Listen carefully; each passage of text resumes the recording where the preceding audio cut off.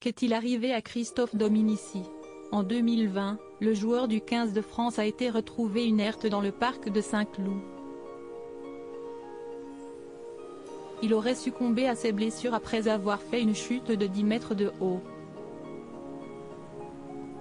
Le rugbyman serait tombé du toit d'un bâtiment. Quelque temps avant le terrible incident, le sportif avait passé quelques jours en clinique pour traiter un état dépressif. À la lumière de cet élément, les forces de police auraient privilégié la piste du suicide, a rapporté Le Figaro. Une théorie à laquelle les proches de la victime refusaient d'adhérer. Le parquet de Nanterre a ensuite demandé la réalisation d'analyses toxicologiques qui ont prouvé que Christophe Dominici n'était ni sous l'emprise d'alcool, ni sous celle de stupéfiants au moment des faits. Les tests ont seulement relevé la présence de médicaments en petite dose dans son organisme. Mais que traitait donc le sportif au moment de sa disparition?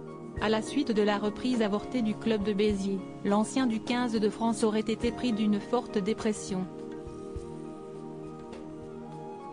Le sportif se serait retrouvé dans l'incapacité de dormir, ce qui aurait entraîné des crises de paranoïa. Supérieur à photo, mort de Christophe Dominici, un dernier hommage hier poursuivi par des hommes en uniforme et armés après avoir perdu le sommeil. Christophe Dominici se serait retrouvé en proie à son imagination. Aussi, ce 24 novembre 2020, le sportif aurait été pris d'une crise de délire alors qu'il se trouvait au parc de Saint-Cloud. Un de ses proches confie à l'équipe que Christophe Dominici était grandement impacté par le manque de sommeil, il se croyait poursuivi par des hommes en uniforme et armés, rapporte Télé 7 jours.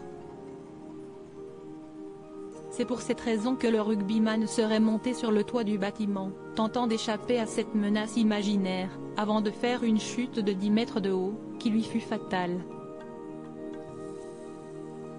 Article écrit en collaboration avec 6 médias Crédit Photo, JB Autissier Panoramique.